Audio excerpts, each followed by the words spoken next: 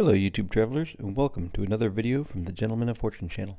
It's a beautiful day over the Midwest as I head to Chicago for a first-class flight on United's 777 service to San Francisco. Unfortunately, the weather in Chicago is drastically different, and the inclement weather means that the boarding process is delayed over 2 hours. And, as if that wasn't bad enough, from the time we do board, there's another 2-hour delay before we are able to depart. Here's a brief look around my seat, which is number 16A.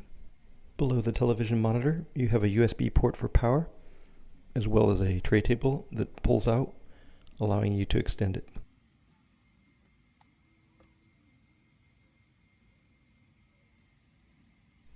At the back side of the tray table, there's a slot where you can prop up your tablet.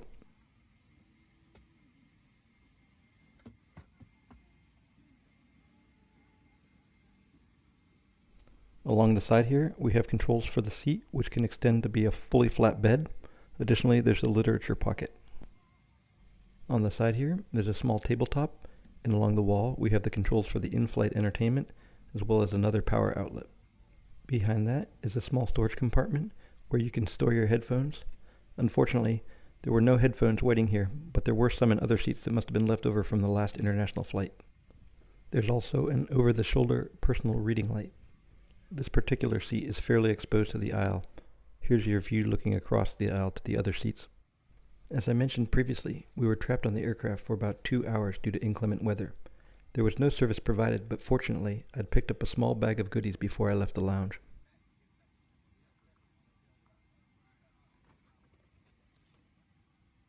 I'm not sure if you'll be familiar with any of these brands, but I will say that they were all pretty tasty.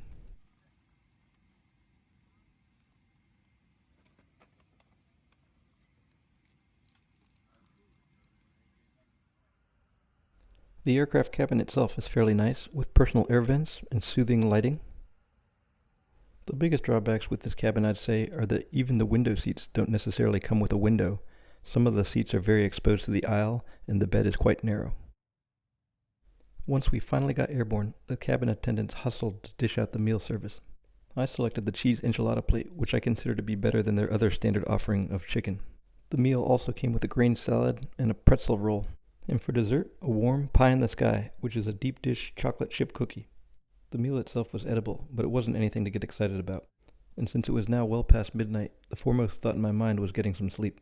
Unfortunately, the heavily advertised Polaris bedding, which they field in collaboration with Saks Fifth Avenue, is not available on domestic flights. In fact, you can't even get a basic pillow if you ask for one.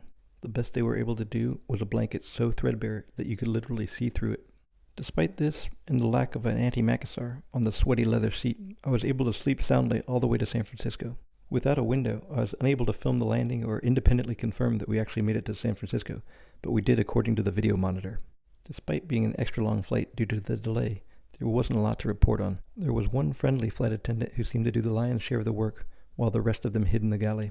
Well, I hope you enjoyed this brief report, and as always, until the next video, safe travels.